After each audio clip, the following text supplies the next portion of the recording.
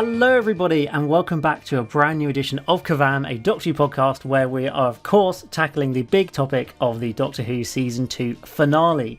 We've been with you every week discussing every episode of Season 2 so far, and we've reached that final moment where we all go either, wow, this season was great, or wow, this season was terrible, because as it seems, the finales define an era and a season of Doctor Who. And I think it's probably maybe none more so than the reality war. So we're going to be delving deep into all of the topics from the Rani to Omega to Billie Piper. We're talking about everything in the reality war, and I'm joined by Ryan, Charlie and Bill as always to discuss it, and we're going to go deep into all of that. So Charlie, I'll come to you first, and I mean, where positive or negative? You told me before we started recording you've watched this 3 times. So I feel like 3 viewings, that's a pretty solid, you've got a good perspective on the episode. So after 3 viewings, is the episode good or bad? And has your opinion changed across 3 viewings? I mean, someone's got to just sort of say the general truth first. It's pretty bad.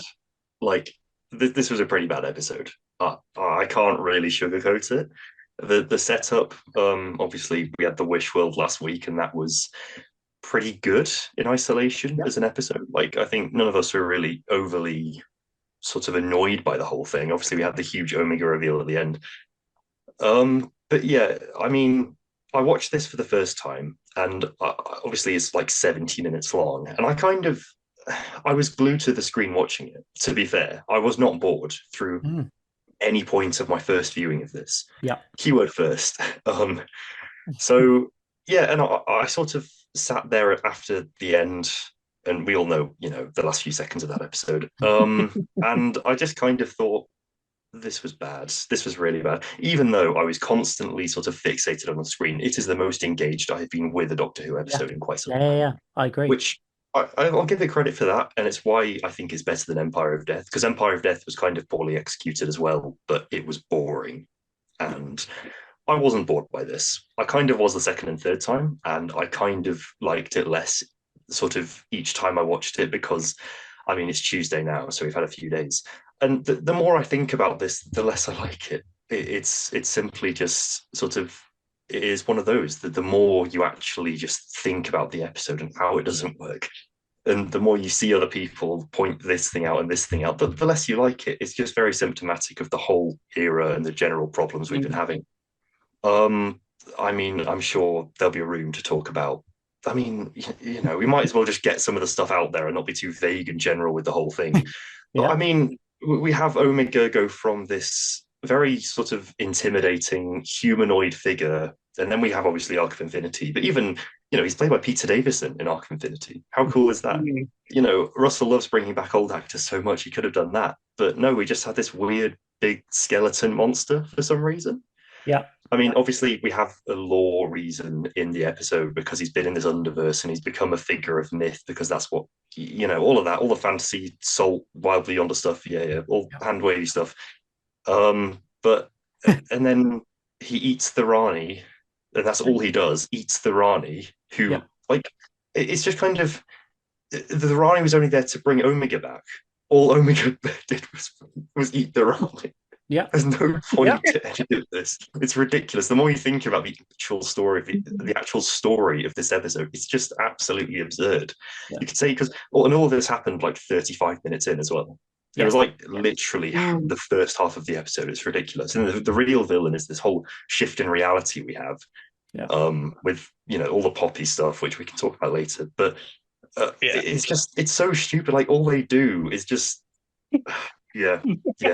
Nothing happens, and then the Doctor just kind of shoots Omega with a laser, who's meant to be a god at this point, and just kind of crawls back into his portal thing, and then we're done with him. And it's pure ridiculousness, especially after the whole reason the sonic screwdriver looks like a Sky remote now is because it was meant to not look like a gun, and this whole Omega plot is resolved by the Doctor shooting Omega with a big laser, because Vindicators can do that now, apparently. It's just, there's no sugarcoating it. It's pure ridiculousness. And I will give the episode some level of credit. It's not the worst episode ever. It's not. the initial resolution of the episode where it's a time loop and it resets back to the morning of the 23rd of May, I thought that was pretty neat. I Yeah. thought, oh, you know what, that's pretty cool. We have like a Groundhog Day type, time loop situation. And I thought that was going to be the episode. And it's the Doctor getting reset at the end of each day and him having to try and foil the Rani's plan again. So we never actually see Omega because that's just her plan that the Doctor needs to try and foil every day. And I thought it was just going to be a fun time loop episode, and I was really looking forward to it. Yeah. And then It just wasn't. and then it was just one, and then the episode actually happens, and it just all falls apart really. So yeah, I mean, I'm sure you guys all feel the same way, but generally pretty bad. Yeah, I think my it's not a defense of the episode, but I think until about 32 minutes into the episode when Omega appears, I quite like the episode. I don't really have many problems with those first 32 minutes. I think the time hotel idea is quite clever, bringing back Anita. I think doing all of that works quite well. It makes sense. Like, there's some good action stuff with units shooting the bone creatures and all that kind of thing. And as you say, that time, the day resetting is quite a cool idea.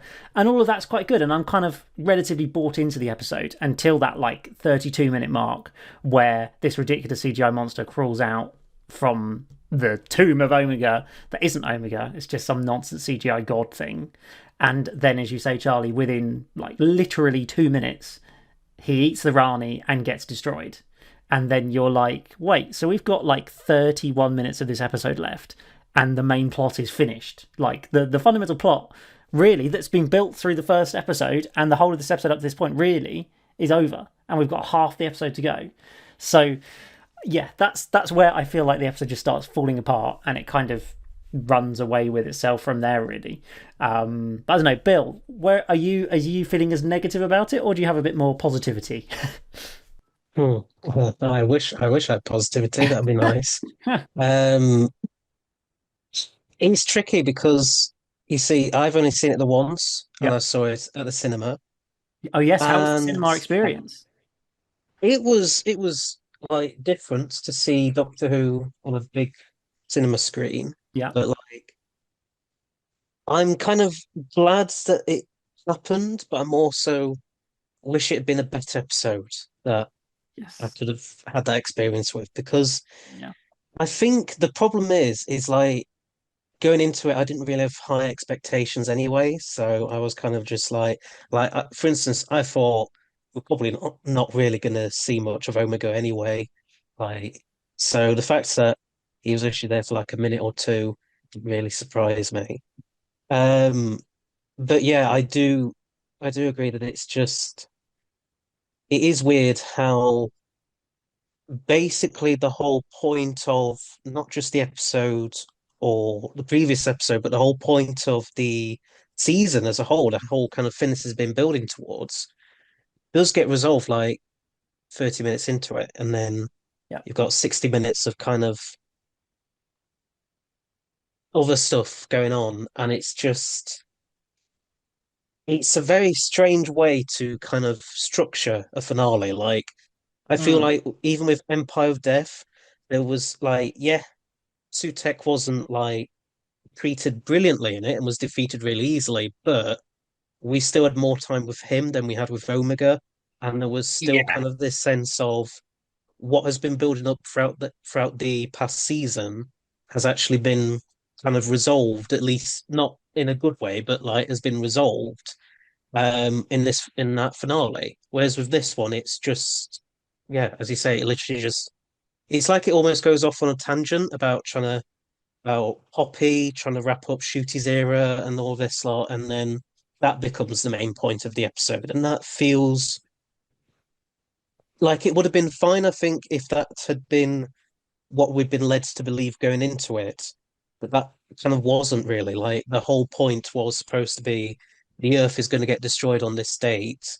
What's going on? And you would have thought that at least the majority of the episode will be spent on that, but it doesn't seem like Russell wanted to. I don't know. I'd be very curious to see like the timeline of kind of the behind the scenes stuff and to see like at what point did Russell know that Ncuti was leaving? And at what point did he decide, he was going to wrap things up the way he did? And see like if there's maybe an original like draft of this finale somewhere where it was a lot more about the Omega and Rani stuff than what we got. Yeah, I mean, I've done a lot of detective work, shall we say, to try and work out what the situation is with the end of this episode, because you're quite right that the end of this episode is not what it was meant to be. And as far as I can understand, because I might as well get into it, is the last about 22 minutes of this episode is all reshot and wasn't the original ending. From the scene in the TARDIS just after Poppy disappears and Ruby's trying to convince the Doctor and Belinda that Poppy still exists, that is where the reshot stuff starts. And everything from that point onwards was shot in February of this year, as opposed to the rest of it that was shot in June or July last year. And I don't think that there's any more Omega stuff that was cut out, but I feel like this episode was originally like 55 minutes long, and maybe the first bit up to Omega dying was a little bit longer to get you to like 40 minutes, and then the last 10 minutes was just a general wrapping up the series type scene. There's obviously been this leaked photo of the Doctor and Belinda in a nightclub that doesn't make any sense within this episode and seems to be from the original version that they filmed. And also I've seen this and seen a leaked rumor of the original ending being Carol Ann Ford as Susan watching on of the Doctor, Ruby and Belinda at this party, and she's watching in the background, and then we cut to a cliffhanger ending of that moment, and then season 3 is going to be all about Susan.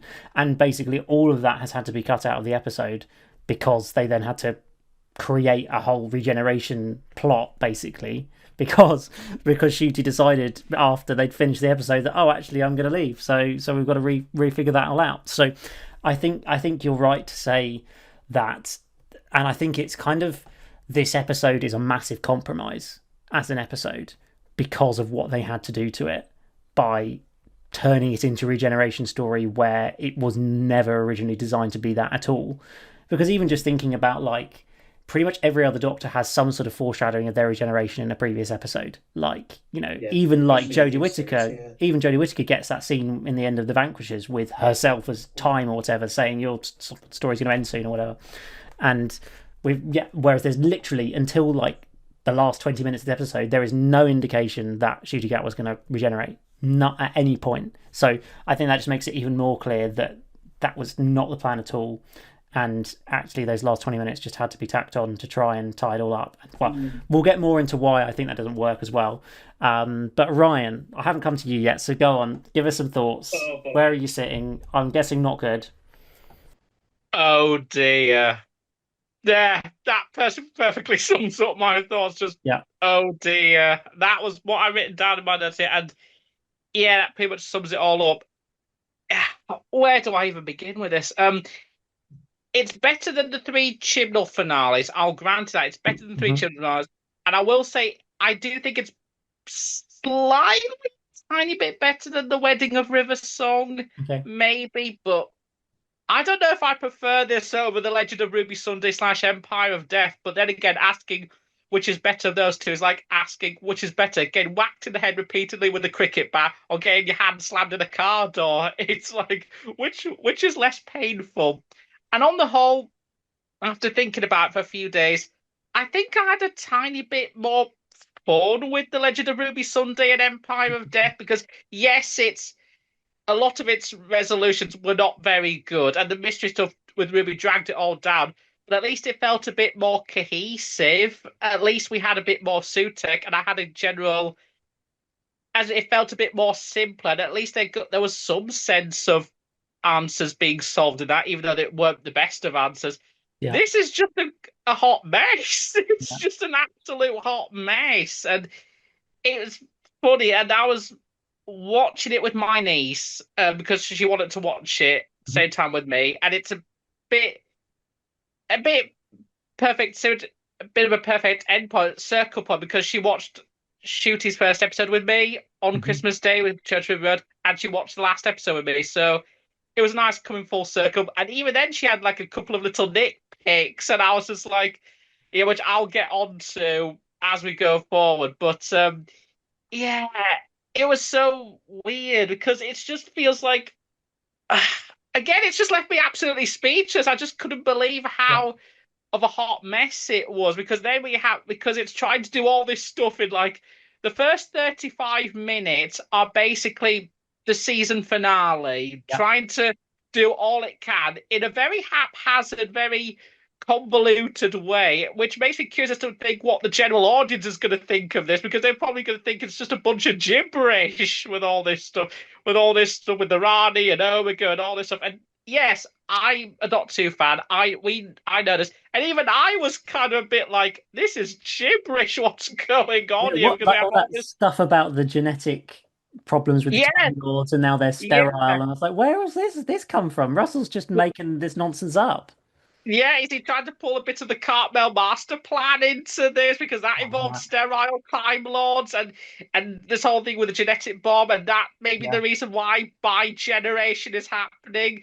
And again, but all it did is just it reminded me of that bit of Jurassic Park where Jeff Goldblum says, "Life always moves on. Life always finds a way." It's just that yeah, quote. It just reminded me of that. And then, oh my God, and the Rani, she didn't really do anything that much in the grand scheme of things. They had made this hullabaloo. We're going to bring it back. It was this long tease, this long time, which I'm sure wasn't really planned, but no, of you course it drive back wasn't. and you have this thing with the two Ranis, and they don't do anything with it. Like No. Archie Panjabi's made, I'm calling her Rani Prime. Her role is just basically just spout this. She's just an exposition machine, and Yeah, she gets gobbled up by Omega, and that's it. Anita Dobson's Rani is just she didn't really serve much of purpose in the grand scheme of things, considering how much they built her up. And then she basically just there, and then she leaves towards the end. And oh my God, Omega. I've always said for ages, Omega should come back. yeah. This was not what I had in mind with him showing up like looking like something from a late PS3 cutscene, just Yeah. as a giant skeleton monster.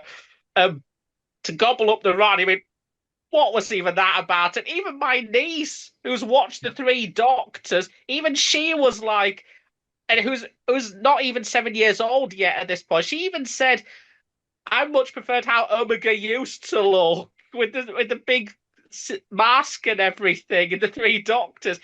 When you have a nearly 7-year-old saying she prefers an older design than this big CGI behemoth, Yeah. you know something's wrong here. I mean, he gets defeated so easily in 2 3 minutes. I mean, say what you will about what happened with Sutek.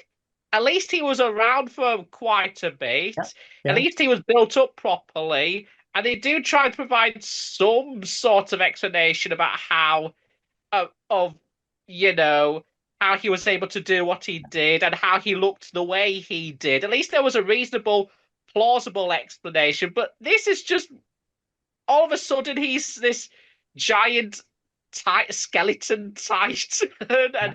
and did they kind of it feels like they retconned his backstory because they said like the Time Lords banished him to the Underverse or something. I'm like, when did that happen? That wasn't part of the canon, did it? That happened after Arc of Infinity. Was there another event that happened before the Time War or something? It just, Yeah. Yeah. oh my God. And then Yeah. and you know what was so funny? After it wrapped up at the 35 minutes point, and they were all before Poppy disappeared, my niece was like, "Oh, this story is nearly over," and I was like, "You're right. This has flown by really quickly." And so I checked my watch, and there was about half 25 minutes, and I was like, What? "That can't be real. Yeah. That can't be real." Yeah. And it was like, "What are we going to do in this last 25 minutes?" And then it just feels so blatantly obvious that it was all tacked on at the end Yeah. with everything with the regeneration. It was like taking Wish World and this together. It feels like 75% of it is the finale,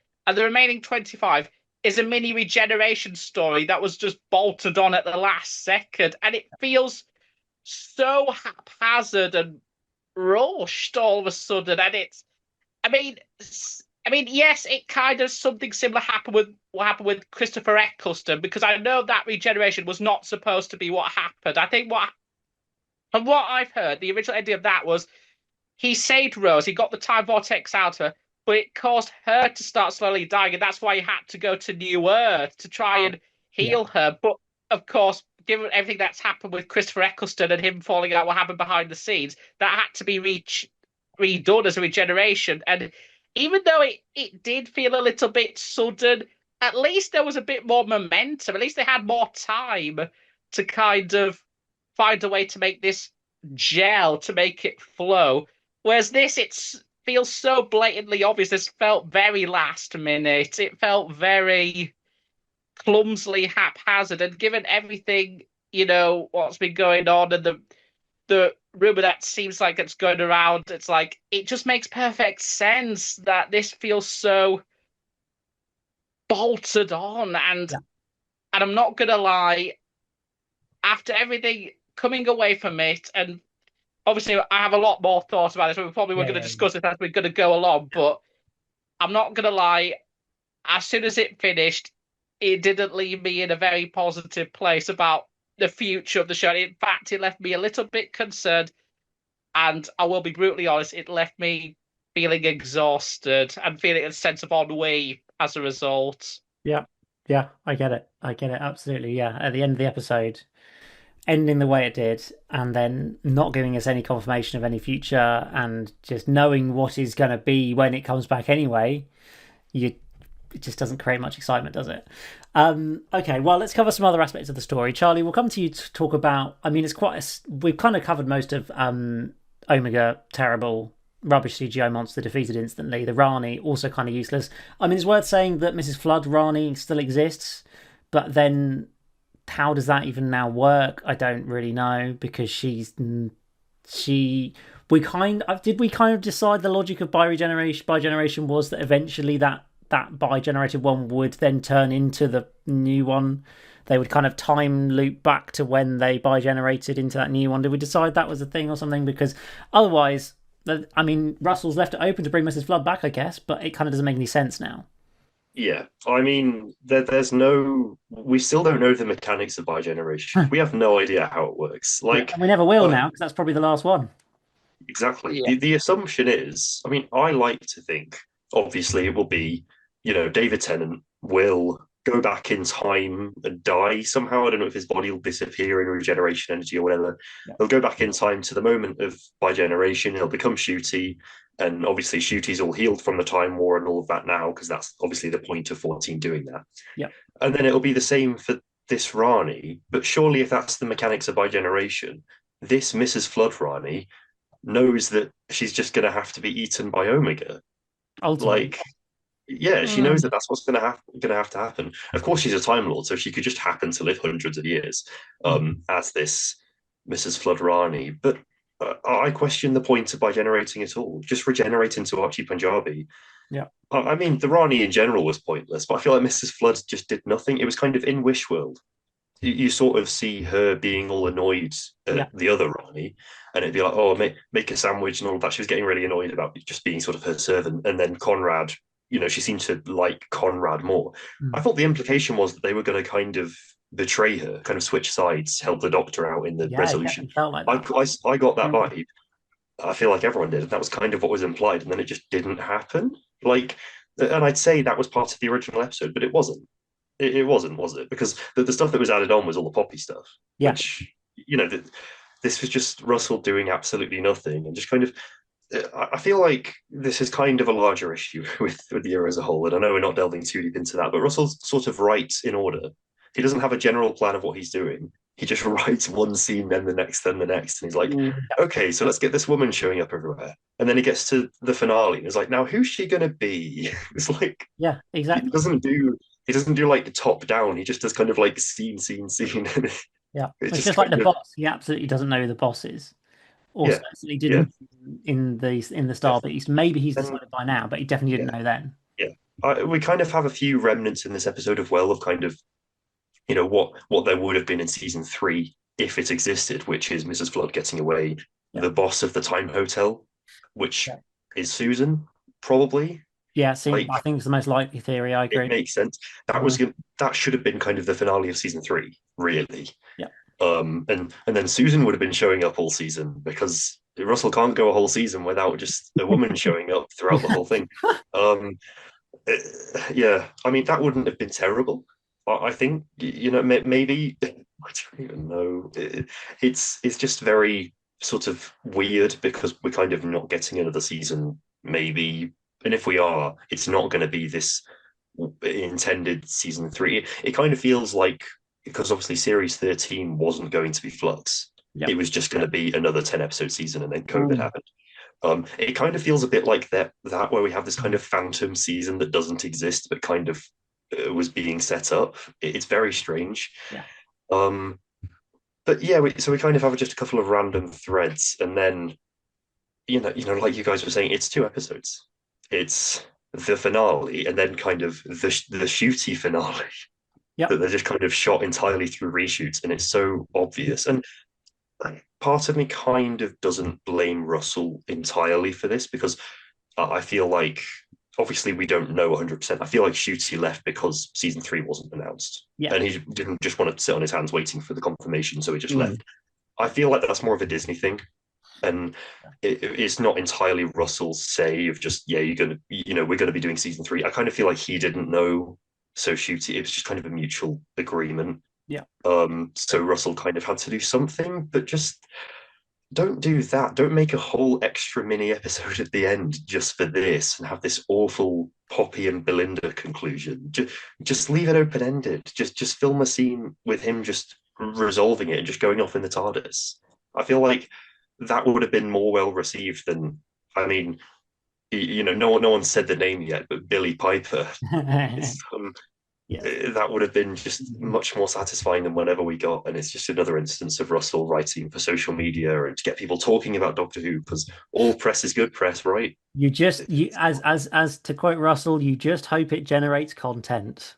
Yeah. That's all that exactly. matters now. Exactly. That quote in Doctor Unleashed from last year, he's not on social media, he's never going to live that one down because it's so true. The way he writes everything is defined by that statement. Yeah, I will say that statement there, it does lead into the part of the reason why it's left me so exhausted at the end of all this, and plays into a larger discussion of why, again, that line he said, it just all this. I feel like this finale and this all these storylines and finales and everything, it just feels like it's built on shock value and wham moments that it's get people hyped up and talked about, and instead of proper coherent storytelling, and again, I'm sure we'll get into this. That combined with the uncertainty has just left me feeling so exhausted. And also, just came to me. I just remembered how bad Omega was. You had Rassilon in Hellbent come back for only a few minutes. He was just a normal human being. And I felt like even that had more of a general impact than whatever this was. And oh my God, I can't believe I've just used Hellbent as a positive example. Yeah, do it. We love Hellbent. Yes. Big up Hellbent. Oh, blimey. Would you say that Hellbent is better than every finale since The Doctor Falls? Yes. There we go. I'll take it. That's better than 5 finales. I'll take that. Yeah. I think Reality War is better than Hellbent. My ranking goes Avkolos, Timeless Children. No, Vanquishers, Timeless Children. Wedding of River Song, Empire of Death, Hellbent, Reality War. Reality War's 9th, and the fact I don't like this episode this much. And it's 9th out of 15 in New Who. Kind of is a testament to just how not very good New Who finales are in general. Obviously, there's very obvious exceptions, but like I feel like I never feel neutral about a finale. It's always either I really love this or I really, really don't like this. But the reason why I feel like it's better than Empire of Death and Hellbent is because it's not boring. I was very invested in this, whereas Hellbent, I felt like I was going to fall asleep. I will say with Hellbent, it's looking at my list of the 15. It's number 8. It's slap bang in the middle for me. It's definitely not bad, but it's definitely not good. And I even put it just above Name of the Doctor as well, which Solid. again I felt was a little bit sluggish, and things were hell-bent as insane as some of those answers were, and how they tried to retcon Clara's farewell from Face the Raven, which annoyed me, and some of the answers, it just felt like it was given a disinterested shrug at points. At least it actually took the time to have some genuine character moments. It felt more cohesive, and it didn't overly annoy me as well. This did, but I'm sure we're going to get into what's going to come up later on because, oh boy, how this wrapped up, it's just kind of, yeah. I can't believe I'm using Hellbent as a positive example, but here we are. I will take it. I will take it. So, Bill, let's come on to one of the other the big aspects of the story, which is the whole Poppy storyline. So, as we kind of said, we had the Rani and Omega storyline, which was kind of the main thing for an episode and a half, and the Poppy bit was kind of in the background for most of it. But then, in the last kind of half an hour of this episode, really picks up as the main thing, being Poppy being the daughter of the Doctor and Belinda somehow from Wishworld, that then survives in the Zero Room, but then disappears in the TARDIS and everybody forgets Poppy except Ruby because nonsense time explanations. And then the Doctor has to go and regenerate to save Poppy, basically. And now Belinda has her whole timeline rewritten, so she's now a mum, which is also a bit odd. And it also seems like this was not the original plan anyway, because that's all in the reshoots. So well, we'll discuss the reshoots a bit more later on, but what do you think of the way the Poppy storyline has played out in this episode? I think it was kind of, I think like as we've been saying, because the episode itself feels so disjointed and so kind of just blended together as best as it could. I don't know, because as you say, it's like it's there for the first half, but like not really a big kind of part of it.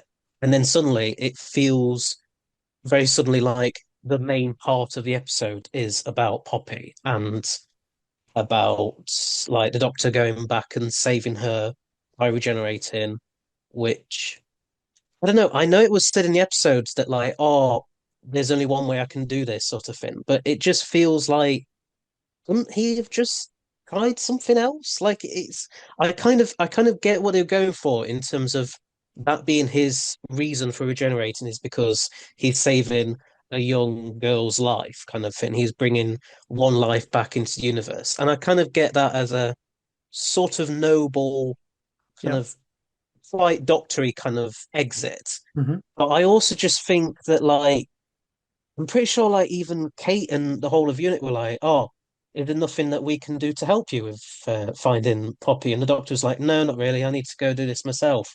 And it just feels like that was a bit sudden. Could they not have at least tried, like at least, I don't know, like a minute or two just of them trying something else, just to say, right, no, it definitely has to be like, you know, Shooty's regeneration in order for this to work. And then, as you say, Belinda's life gets completely changed, and we get all these sudden mentions which were not there before of Poppy, and it's all shoehorned in, and it's just. I mean, I think the whole idea of the Doctor and Belinda having a daughter with each other. No disrespect to Russell, but that feels like a very fan fictiony type of thing anyway. And it feels like even with the resolution, like I kind of get that gibberish kind of explanation that is given where it's like, oh, she was made up like of all the wishes and dreams that the Doctor and Belinda had and all that kind of stuff. I kind of get it, but also what is that? Like I don't know. I guess it works with the Wish world, but also it doesn't work because it's very fan fictiony type of thing overall, and it just I think it really reeks of the fact that Russell had not thought it through beforehand. It feels like an act of desperation to get a regeneration into that episode, basically. And it feels like I think it would have been like, yeah, it kind of works, but also it doesn't, and I feel like it would have been better if you just, I don't know, maybe you just give Omega more time or something and have him like shoot the doctor or have the Rani shoot the doctor or something like when he's like, undoing the wish world or whatever, and then that's how he regenerates instead. Because, like, yeah, it's a noble departure for Shooty's Doctor, it's certainly, but like, it feels very shoehorned in, and it doesn't feel like it gels with the bits of the episode that we got up to that point. Like, it just, yeah, it's two episodes trying to be squished into one, and it doesn't really work. Like, it's not necessarily a bad idea overall. It just doesn't quite hold together. It's like it's being kind of glued together, but the glue just isn't quite kind of setting and stuff. It's just not getting there. Yeah, I agree. I think sort of almost on a casual view at face value, if you don't think about it too hard, you can kind of get away with it as a story. But as soon as you apply any like critical thinking to it as a plot, it falls apart. And that's kind of one of the fundamental problems. I think two other aspects with the Poppy storyline is one, I feel like this storyline was meant for Ruby, and I think there's a whole situation there as to why Ruby isn't the full-time companion in season 2 that we don't know about, because I think like everything about the way that like it's Poppy, literally Poppy from Space Babies, and then they talk about how like the memories of the Doctor has wished that child into existence. It makes so much more sense it was the Doctor and Ruby's child that was wished into existence in that way, and with Ruby's background and everything. I think that must be what the storyline was originally intended to be. And then I think also within this episode itself, I think the original like ending and the way that would have played out before they had to reshoot it all, and based on like the scene in the TARDIS where Ruby's like clearly knows that Poppy's gone, and the Doctor and Belinda seem to not realise. I think in that scene, the Doctor actually does know what's going on, because there's that really odd moment where it cuts to him winking at Ruby, where Belinda can't see. And you're like, okay, that doesn't really make any sense in the context here. So I think that's from the original, and is him kind of winking to Ruby as if to kind of acknowledge, I know what you're talking about, and I realise you're right. And then actually, then when they go and drop off Ruby or something, then the Doctor and Ruby have this conversation about the fact that this has happened and this is horrible, and how like traumatic it would be for Belinda. And Belinda's kind of in this state of, I'm sure I'm forgetting something kind of vibe in like the party at the end of the episode. And actually it becomes much more of kind of like a tragedy of that lost child and that lost opportunity, rather than the Doctor going and saving the child and turning Belinda into a stay-at-home mum. Like, I really feel like that's where the story was going originally, and I think that would have been a much stronger and kind of impactful storyline and way to finish that storyline off than what we got. I understand why we had to have it like that, and I agree, Bill, that it is quite a noble doctory way to kind of sacrifice himself to save one child, regenerate, kind of like Wilf back in the end of time, that kind of vibe. Obviously, that was more of a strong friend, but that idea of the Doctor sacrificing himself for one person, that's very... I don't have a problem with that aspect, because I think that's very what the Doctor would do. But I do think there was a much better ending in there that we lost because they had to rewrite it for the regeneration. Yeah, I'm not going to lie. Hearing everything about Poppy thing, in theory, I should like this. I mean, being an uncle, two nieces, I should be fully on board with this. And, the Doctor care about this child, but it just rung hollow to me. I'm not going to lie, it kind of fell a bit flat. And it's just, I feel like Poppy, kind of like the Wish Baby, felt like a MacGuffin, or almost a sort of quasi-MacGuffin that the Doctor has to solve. Because, again, we don't really get an explanation of why Poppy is Poppy. They don't really tie that really into Space Babies, really, apart from one very quick throwaway line. And that's where I think it would have made so much more sense if it was the Doctor and Ruby. Like, they could have easily then tied that in properly, or it'd been like the Rani's experimenting or something that caused it, or I don't know. There was a much better storyline in there than what we got. Yeah, I don't know. I keep having the feeling that the minute Poppy disappears, I feel like that was the reshoot, or maybe it was just after the unit scene onwards. I mean, it does feel very strange. And maybe they were going to try and tie this into Susan in the future. Maybe that was the plan, That's or what I maybe wanted. they could Yeah. have done a weird time paradoxy thing of having an adult Poppy come in and give an explanation for Susan. Maybe she bi-generates and creates Susan. Who knows? It's Yeah. and I'm not gonna lie, the whole ending with Belinda. I mean, I'm not gonna lie. I mean, the Belinda, as we know, practically died at the end of Interstellar Song Contest.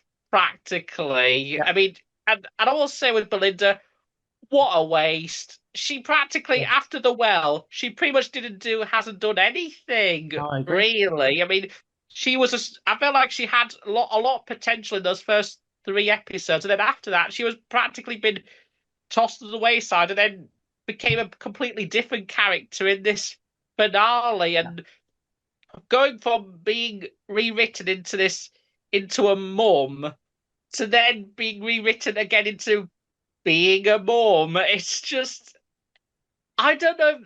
I feel like this is worse than the whole she named you after this road last year. I feel like this is worse somehow. Uh, um, how badly they treated Belinda. I mean, she didn't really have much say in all of this, and I don't know if she really had much say in being rewritten again as a single mum.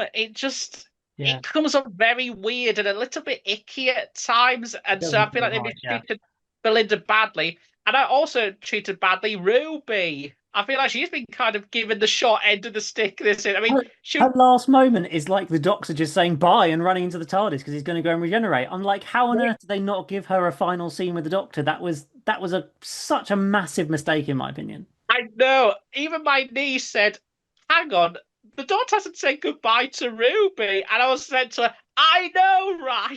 It was just That was terrible. unbelievable. I mean, she rem she knows that Poppy is disappeared in what admittedly was a good little tragic moment of Poppy, that coat Yeah, folding and just ranking. That was a really good absolutely. tragic moment. But then after that, they basically almost kind of gaslight Ruby, trying to I say, know "Oh that no, she never happened," and horrible. she's a bit badly. And after that, the Doctor never apologizes for that. I mean, it's Yeah, never really made clear if he did remember Poppy or if he was. It's never really made clear if he did genuinely forget her, because shortly after that being the TARDIS, it seemed like he almost didn't remember. He forgot as well. They never really make it clear. And I said, he never gets a goodbye with Ruby. I mean, she was his first companion. I mean, the start of his era was yeah, with the Church of Ruby Road, with Ruby. They were practically besties, and then they were best friends, and they'd gone through so much. And you'd think he would get a proper goodbye with her after Belinda, like a good, meaning, powerful scene with her, maybe with her family as well. But nothing. She's kind of been tossed to the wayside. And I feel like, as dirty as they did Belinda, I feel like they kind of did Ruby a little bit more dirty in this, honestly. And yeah. I kind of agree. it does it does feel like Ruby was meant to be the main companion of these 2 seasons, but then somehow maybe something happened behind the scenes. Maybe Millie Gibson didn't want to be the main co-lead anymore. Who knows? I Yeah, mean, but yeah, it does exactly. definitely. I mean, this finale, not just this finale, but this whole era, just reeks of rewrites and restructuring. It's Which is so yeah, frustrating because I feel like we spent years talking about all that sort of stuff happening behind the scenes. I still remember the infamous chaos in Cardiff in the middle of the Chibnall era. I don't know whether that was true or not. It probably wasn't, but there was so much behind the scenes kind of drama. It felt like during the Chibnall era, and it was kind of the hope was all that would all calm down now. But it feels like that's all still there, if not worse. And Disney being involved kind of made that worse and less stable rather than making the show more stable, which is also crazy. yeah, it's insane. I thought they would have gotten a manage. I thought with Russell coming back, they would have put a stop to all this and actually done something for. But as you said, it's kind of been just as bad, if not worse. And with all this restructuring and having to haphazardly make this a regeneration story, and I'm sure we're going to talk about this next. with regenerations, you usually get a sense that it was written as a regeneration story from the get-go. I mean, you look at Logopolis, that was written as a regeneration story for Tom. Caves of Androzani, Yeah. and even with some of the modern finales, I mean, even though people like to say, oh, they were overindulgent, they were over celebratory and all that, at least they had momentum and they gave time for farewells and feel like it was a good, culmination of their era, whether it's like the end of time, Time of the Doctor, World Enough and Time, The Doctor Falls, and Twice Upon a Time, and even Power of the Doctor. They all feel like written to be proper culminations of the era. They need to get proper goodbyes. I mean, you look at Twice Upon a Time, the 12th Doctor gets good farewell with Clara, Bill, and Nardole. That was a good goodbye. And even with Time of the Doctor, briefly with Amy, and End of Time, yes, they do a bit of dodging having to be every single companion each time, and not all of them were perfect, but at least he gave the time to give them like a proper goodbye scene. And again, I can't believe I'm using Time of the Doctor and End of Time and Power of the Doctor as real positive examples, but especially Time of the Doctor. But hey, here we are. And well, yeah, is this the worst regeneration story of New Who?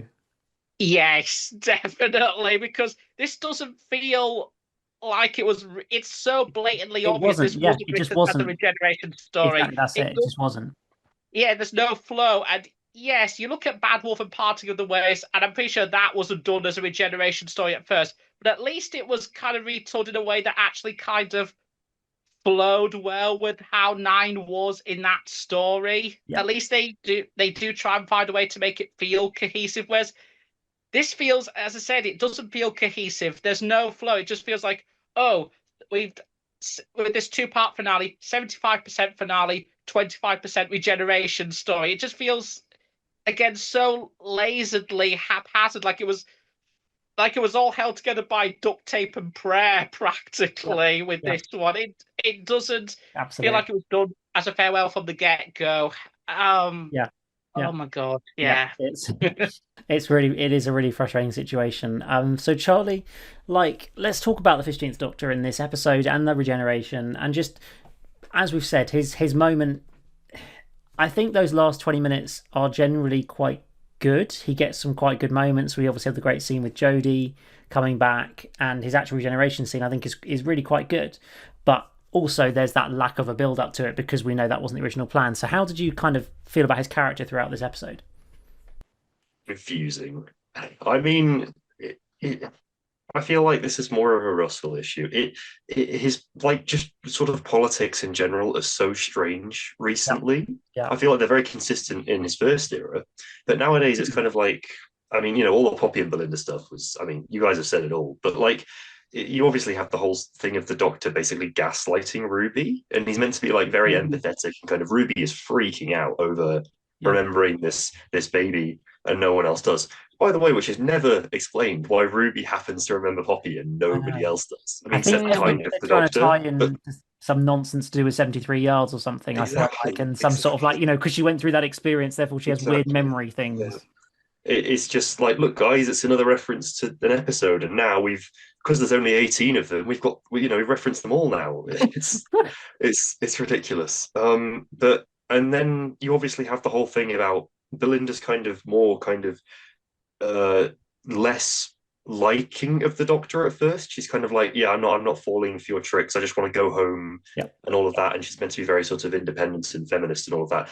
And then the resolution is she's basically had her memory wiped. She's a new person, and she was a single mum the whole time. It's just a bit weird and regressive, and what are you doing, Russell? This isn't a happy ending. It's so strange. And another thing, why is it Poppy? Because not only, I mean, the original idea kind of made sense because obviously we had the Doctor in there, but now the child is human, and it's Belinda's and this other guy's. Why is it Poppy? That still doesn't make any sense. This child is completely human. There's nothing to do with the Doctor. It doesn't make any sense. It's ridiculous. It's so bad. And then Ncuti, generally speaking, we obviously had that weird moment. He was pretty good. He's a great actor. I miss him as the Doctor. He he deserved more episodes. He's had 18 of them, but 3 of them were Dr. Light, which is a ridiculous amount because that's a sixth of his episodes.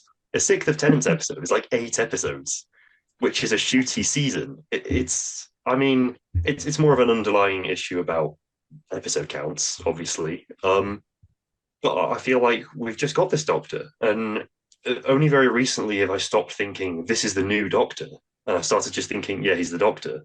Like, it, until even through season 1, I still sort of thought the current Doctor is Jodie Whittaker, and then I'd be like, oh no, it's Ncuti. But and now Ncuti's already gone, and we have a. I mean, there's obviously the whole debate we'll get to about whether Billie Piper is the 16th Doctor or not, but I don't think she is. Because introducing Billie Piper and all of that. Just as the Doctor, just Billie Piper.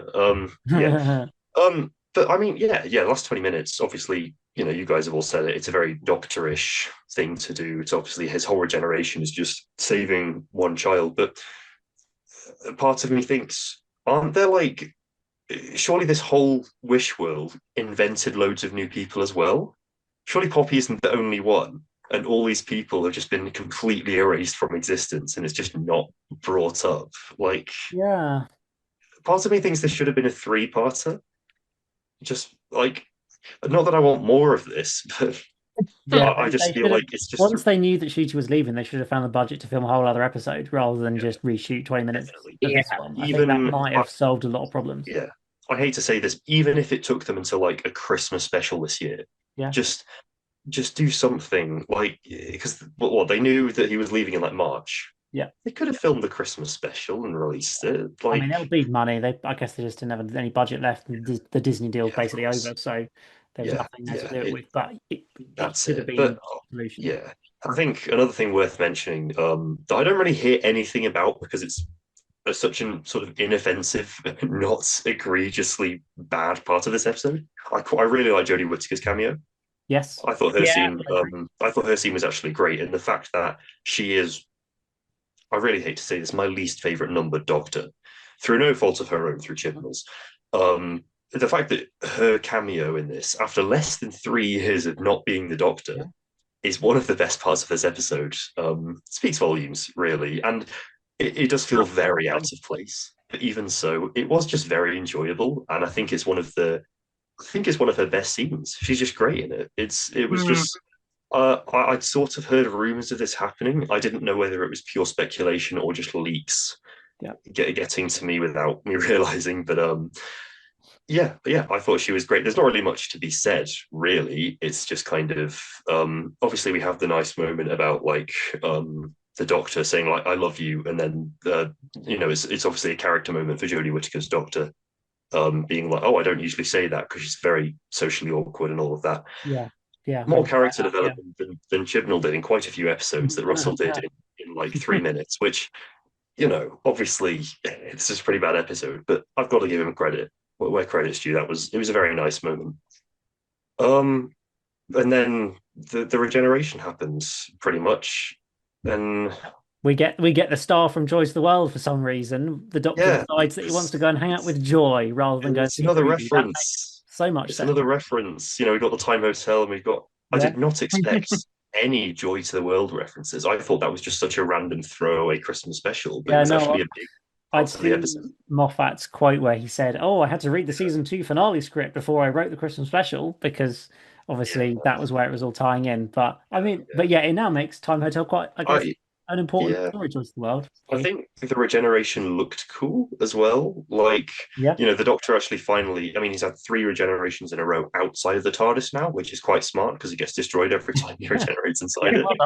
Except for the random sneeze in Time of the Doctor, obviously. But it looked cool, I guess, the Doctor kind of floating out into space and then just this huge star.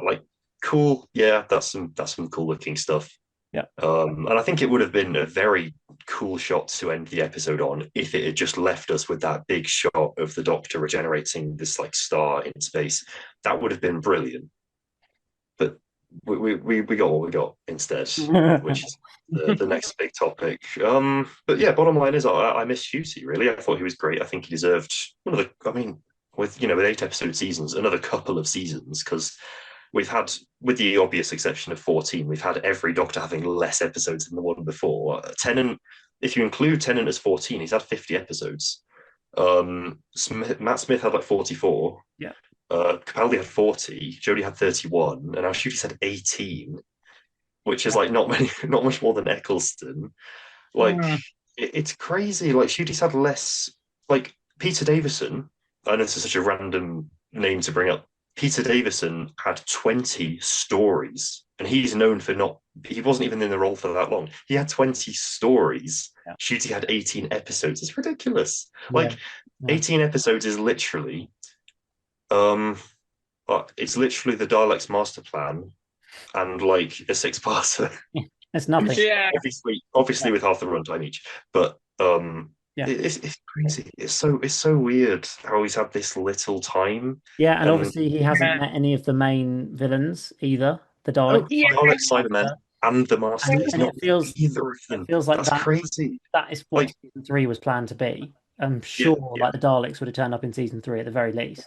Definitely. But I mean, at least Ncuti got his episode set in Africa. That's nice. You know, we got that at least. But I feel sorry for Ncuti because he was waiting for that season 3 confirmation, and I think he would have done 3, maybe 4, if it was greenlit when it should have been, which is like late last year. Yeah, exactly. Exactly, and that's what he thought was happening when he did that Graham Norton interview that was the cut bit where he said they were filming season 3 early this year. Season 3, it should have been. We should be wrapping up around now. This should have been like there's an alternate universe out there somewhere of us 4 saying can't wait for season 3 next year. Hopefully, Doctor we'll get and the Daleks Susan. and stuff. Yeah, with Susan, exactly. And there's so many. Like Susan didn't show up in this episode. I said last week Susan's going to show up properly because why wouldn't she? And she just didn't. Yeah, well, I mean, she absolutely she did in the original version. I'm sure she was. Yeah, because there's a clip of Carol Ann Ford, isn't there, in an outfit that's like, what is this outfit? Yeah. Which is what she would have worn, obviously, in the original. I'd like to see the original cut of this episode, to be honest. I really, really want to see it. When I think it's very unlikely we will, or at the very least, it'll be in 20 years' time on a collection Blu-ray. The collection. But I kind of hope that like some of the actors and the crew start going to like conventions and stuff, that they get asked lots of questions about it and start to just reveal a few details, and we can start to piece it all together to kind of work out what this episode was meant to be at the end, because it's such a shame because we have this whole Phantom episode and season that just should have happened but didn't because of Disney, I guess. I mean, we don't know everything about behind the scenes, do we? But I feel like season 3 just really should be happening and it's not, and it's annoying as well because we have no idea what's going to happen next. Like there's nothing. I mean, we've got the spin-off. The trailer looks pretty cool, I think. Yeah. Got that later this year, but like, there's not even a will return. It's just kind of open-ended, and I really don't know what's going to happen. We could just get a season in 2027, but it could just be a wilderness years. We don't know. It's very strange. Yeah. Yeah, it's very weird, all this. And what you were saying about the whole regeneration thing, again, another reason why this doesn't feel like a proper culmination of the 50 again, because it was crowbarred in, and the fact that they don't really. And again, not giving everyone a proper farewell scene. There's not even any like proper resolution to any of the plot threads that were dangling from this season. Like Susan, as you mentioned, Rogue never came back, so he's left to wander in the hell dimension, wherever he was. So that's him gone now. Again, it feels a bit disrespectful. And also, again, the Unit family again not having a proper farewell with 15, considering they were there for his beginning in the giggle, but again, not here getting a proper farewell. It does feel very lazily. It feels, again, as I said before, so very haphazard. And I will say, 13's cameo, hands down, the best scene in the whole episode. This whole 2-part finale is easily the best scene, and she's so good, and it's so funny that in that scene we get 2 doctors played by 2 fantastic actors. Yeah. And both were shortchanged. Yeah. They both kind of got on the wrong end of the stick, frankly. I mean, Ncuti, well, as we'll say, just poor handling, poor deal, not getting another season to really allow him to spread his wings more as the Doctor. Again, not getting his due. And Jodie, well, because of Chibnall, quite frankly, and it just feels like these. And again, I look at that scene, and you definitely see that they had a lot of potential. These two Doctors, 13 and 15, they had so much potential in them to be absolutely fantastic. And Jodie's brilliant opposite Ncuti, and again, it kind of felt like a fitting little culmination of her story arc in a sense, because again, I like this idea of this Doctor who's very light and bubbly, but yet is so withdrawn. And I like the fact that they give like a bit of a culmination of that. And she's like, never said that to anyone before. And he says, that's why you had me. And she says, I should say that to Yaz. And he's like, you never do, but she definitely knows. And it really was. I feel like that scene was more deserving of a better story than the one we got, quite frankly. Yeah, that's it. And it's so funny. How I feel about Ncuti Gatwa's whole era is exactly how I feel about Jodie's. Same summing up wasted potential. That's it again. How I felt about Jodie, and it's the same with Ncuti Gatwa. Because again, I mean, I'll give my full thoughts a little bit at the end, but his era had so much potential. He had so many good stories, but I think he just got let down by a lot of meddling and just a lot of just bad luck behind the scenes. I think he was the Doctor at the wrong place at the wrong time, quite frankly. And looking back at how he didn't get that much more stories than Christopher Eccleston, and you look at Sylvester McCoy, he got 12 stories. On the whole, he only got 12 stories, and it's absolutely insane that. And again, even though 4 stories, with the amount of time they had, it was still a bit longer than what Ncuti Gatwa got. Exactly. Yeah. It's It's just a horrible situation. I will say I do like his final scene. I think he did have a good final scene. Yeah. I do like the whole star imagery. I didn't mind it tied into Joy to the World, and I like his last line of "It has been an absolute joy." And I do think it is a good final scene. The music is good, and I think from what I've heard, it was intended to be an open, like cliffhanger regeneration. We don't know who it is, but then of course it didn't, because from what I've heard, what happened with Billie Piper only happened about a month ago, and she did it as a favour for Russell. And I mean, I just wanted to add one more aspect of Ncuti's era that I feel like, I mean, we'll cover this more in a future podcast, I'm sure, but I feel like just one of the areas where Ncuti's Doctor's kind of been let down a bit is like, what is his character arc? What is his story as a Doctor? Because even as much as we criticise the Chibnall era, Jodie's Doctor at least has a bit more of a character arc. The whole idea of her being a very socially awkward Doctor, her relationship with Yaz, the whole exploration of her backstory and all this stuff she didn't know about the time of child and everything. It feels like there's at least something there. I'm not saying it's always good, but there is that development. Whereas it feels like with Ncuti's Doctor, it doesn't really feel like there's been much. I know we touch on the relationship with Rogue in one episode, but apart from that, is there really much development and change between Ncuti's character in Church and Ruby Road and this episode? Yeah, you're absolutely right. And in fact, I think it's got me thinking a little bit. I think there's one thing that this doesn't have, where the other eras perhaps did have, and that is a personality and an identity. Yeah. Because say what you will about any other era of the modern era, at least you can pinpoint what they're actually about and what their story arc was about. I mean, Tennant's Doctor, the 10th Doctor, he was very fun-going, but he was also incredibly arrogant and at times, and that was criticised upon, and it culminated in both The Waters of Mars and The End of Time, when it all catched up with him. And again, it was such a selfless moment for him when he actually put his arrogance aside to save Wilf. I mean, yes, he did have that hissy fit just beforehand, which I'm not a huge fan of, but at least you do see that he's willing to put that arrogance aside and actually be selfless and save Wilf, which was a beautiful moment to him. And again,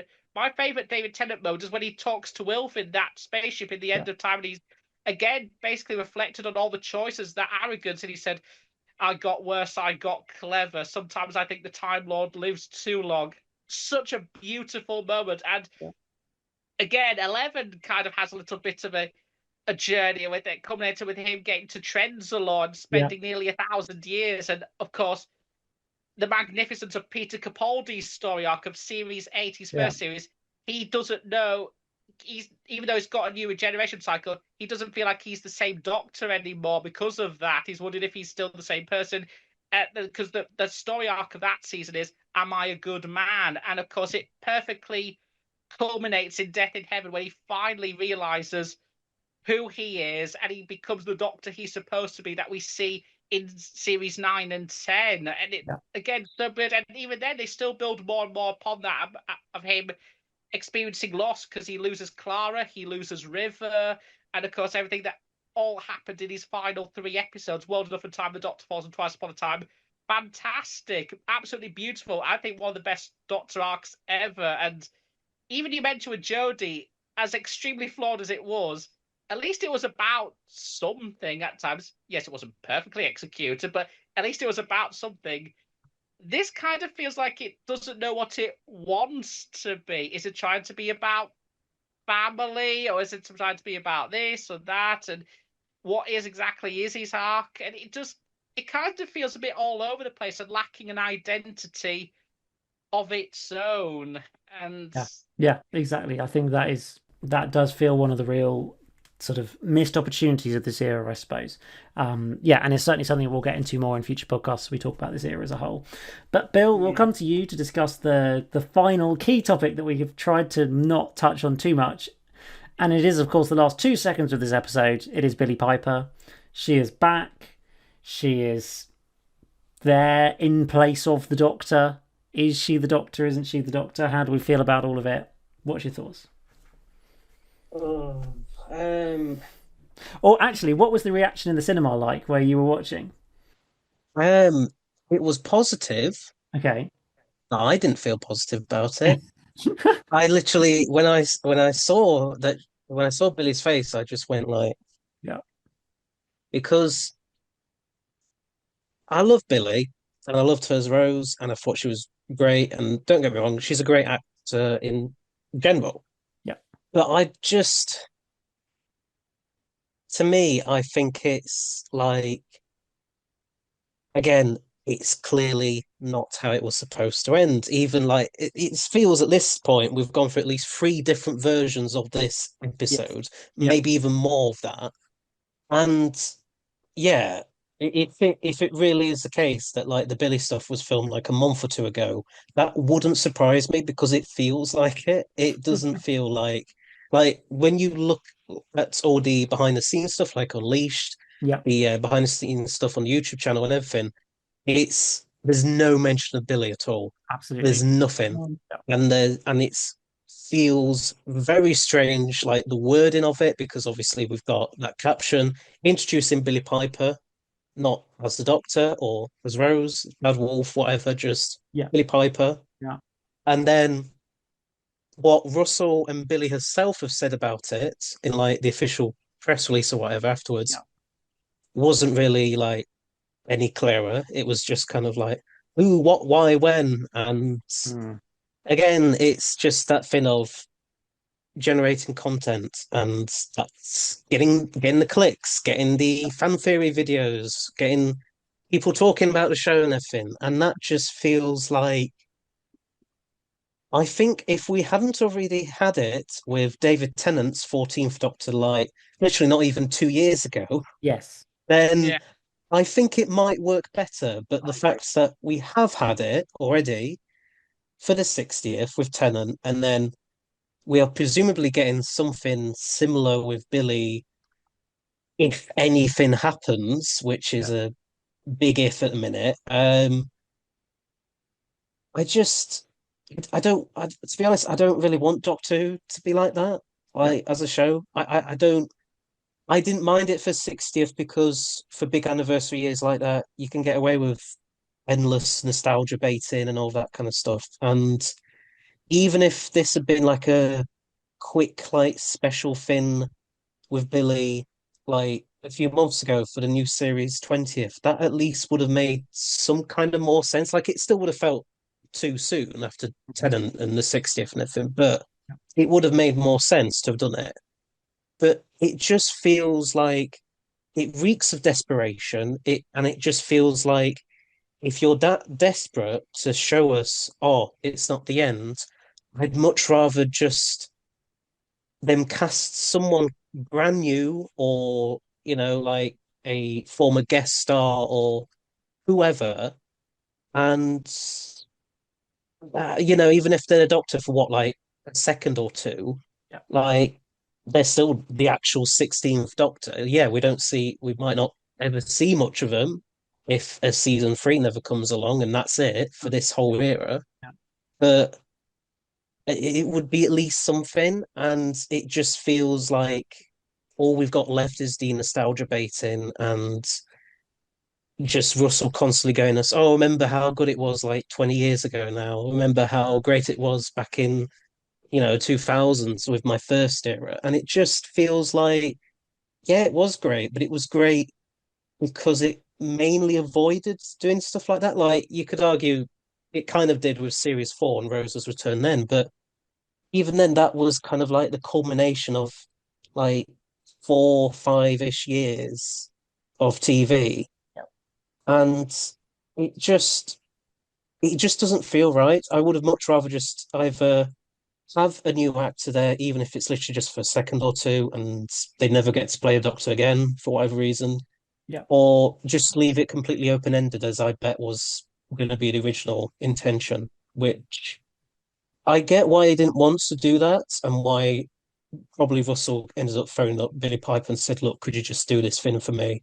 Just saying we've got something to tease the fans with and hopefully kind of get enough kind of momentum going for a third season or at least a special or two or something. But I would have much rather just had that open-ended regeneration and then it's like if that had been it, then we can imagine whatever we want comes after that.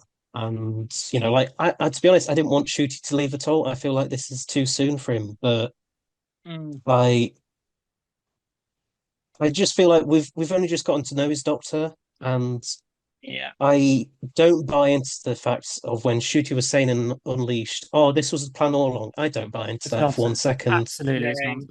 It's all I PR spin. It's all Yeah, public. exactly. I get that they kind of have to say it because they can't just say, "Oh well, Disney's been a bit of a nuisance," because that wouldn't Yeah. be good PR business at Yeah. all. But I do think it's because of the Disney stuff and the fact that they've not renewed a season three yet. Mhm. And I feel like I feel like the show definitely has a future, but I don't think that future's with the Disney Plus deal anymore. I think it's either going to go completely back in house with the BBC and Bad Wolf attached, or they look for another streaming partner or whatever, like Netflix or Prime or whatever. Yeah. Um, but yeah, I do feel like we're going to probably at least have a gap year or two, I think, in the meantime. Because regardless of what happens, like even if there's a season three in like 2027, 2028, it's still going to take them ages to Yep. like film it. And doubtless, now that Shooty's not going to be in it, I'm sure there's already been some rewrites of those scripts that we know for a fact exist for Yes. season three. Yeah. But they're probably going to be even more rewriting because they now need to think about potentially a new doctor, assuming, of course, that Billy isn't that new doctor, in which case I'd just be like, why? Like, there's Yeah. again, she's a great actor and she was great as Rose, but honestly, if all you can really give us is nostalgia, I don't really want to pay much attention to this era anymore as such. Like, I'd rather just have something completely new and not really kind of harkening back to like 20 years ago so much. Like I feel like there just needs to be if there's a genuinely very good like in-universe explanation Russell could come up with, then fine, I'm all ears. But honestly, considering the fact that like when he comes up with ideas like this at the minute, it's very much like, oh, it's just explained away very quickly, a brief bit of dialogue. Like Tennant's whole thing for coming back was because he's run out of fuel.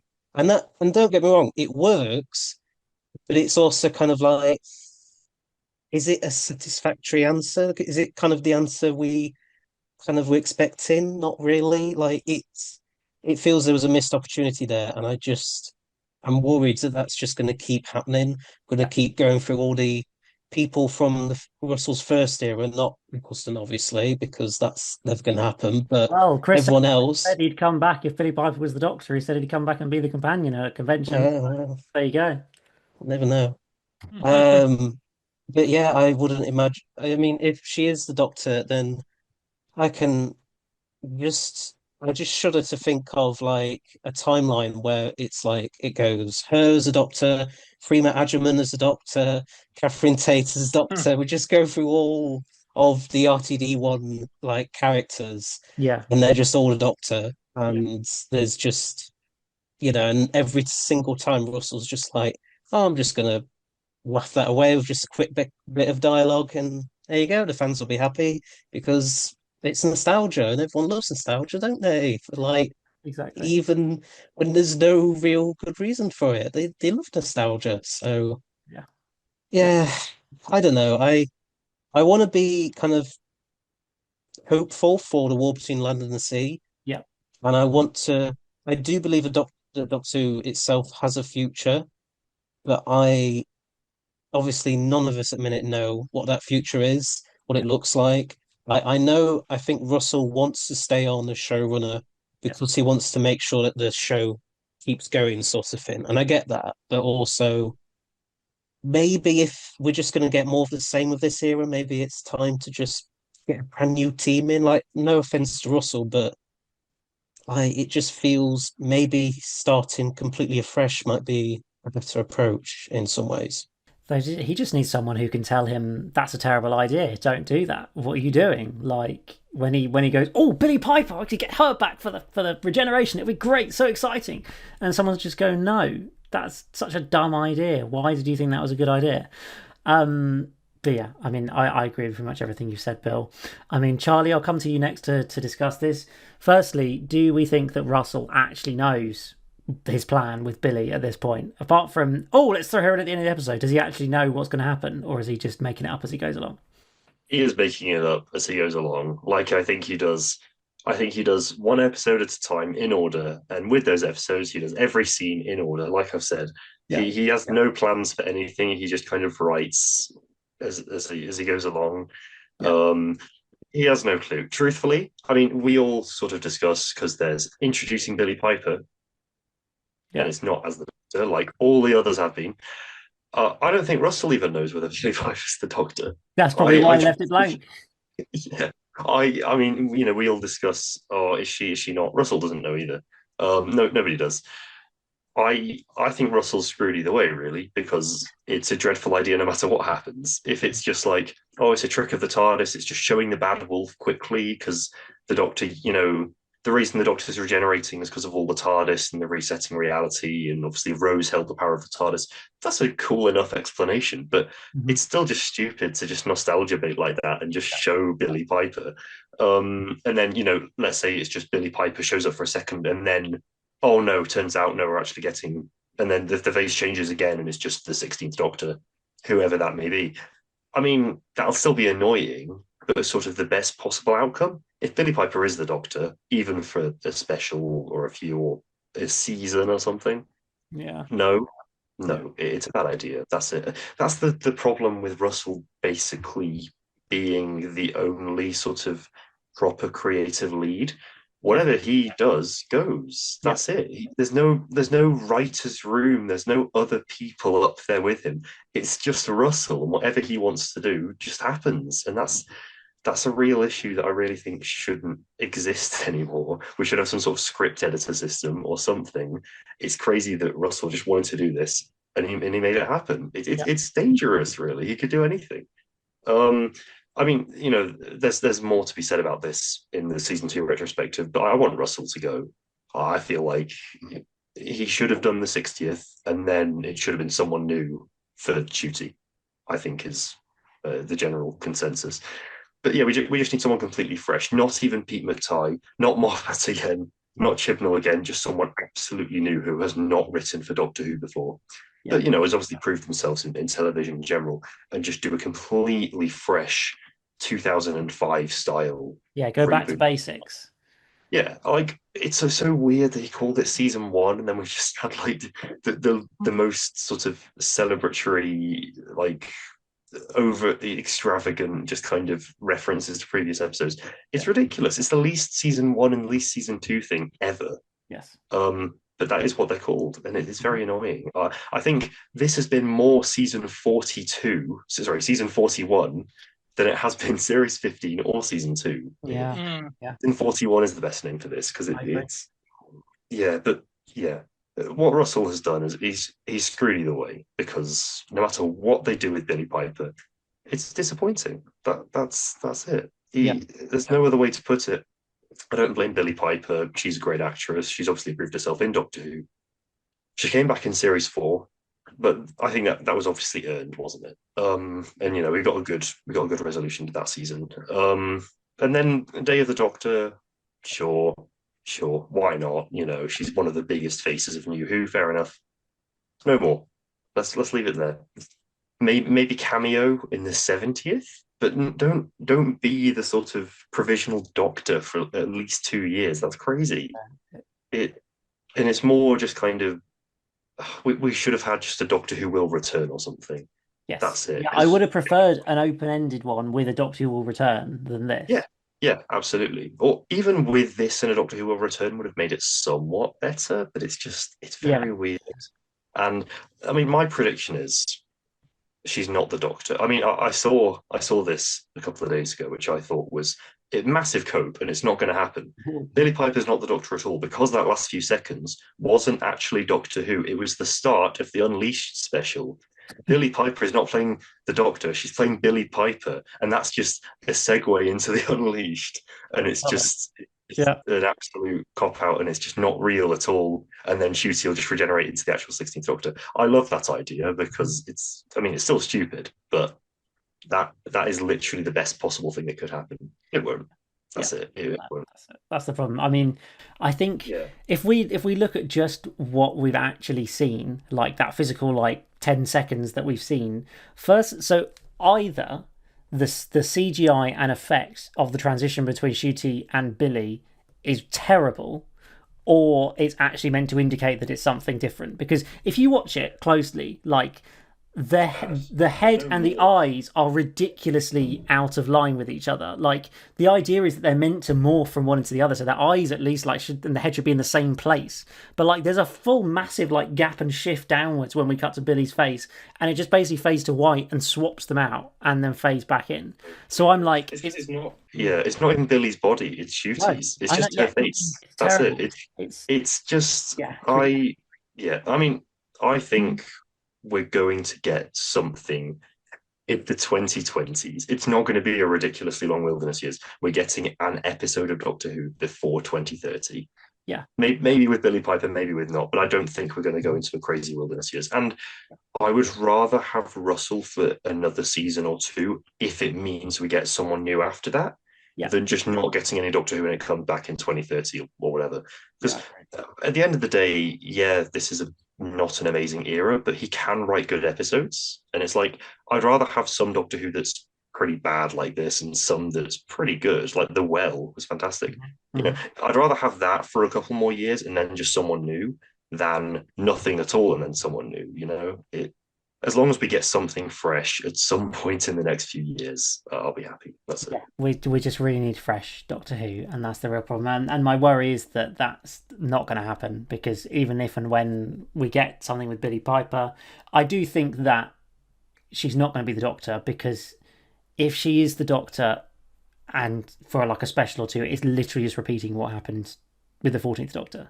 It's exactly the same. So I feel like Russell would at least do something different, I'd like to hope, by not having Billie as the actual Doctor. But then I also feel we talked a lot about nostalgia and bringing back old characters and whatever. If you're going to bring back Billie Piper, as a character that's probably Rose or something like that, then you're obviously also going to bring back some other characters around her that we recognise. Like, you're not just going to have Billie Piper in there with a load of brand new characters, a new companion, a new doctor, a new villain, whatever. We're obviously going to end up seeing Jackie again, or maybe not Mickey, but like we're gonna get more RTD1 characters returning, and I'm just like, it feels so much like just a celebration of RTD1. So much of the 60th is all of that, and it feels like 2 years later, okay, great, we're going to do that all over again. Fantastic. And it just feels really sad that Ncuti Gatwa goes from David Tennant, he becomes Ncuti Gatwa, then becomes Billie Piper. It just feels like, wow, there's a lack of confidence in the show that you need to do that. It just, I really hoped it wouldn't happen, and when I saw it did, I just was disappointed. I am still hopeful for the future of Doctor Who. I still want to see what's going to happen. But as you've kind of said, Charlie, there isn't really a good outcome.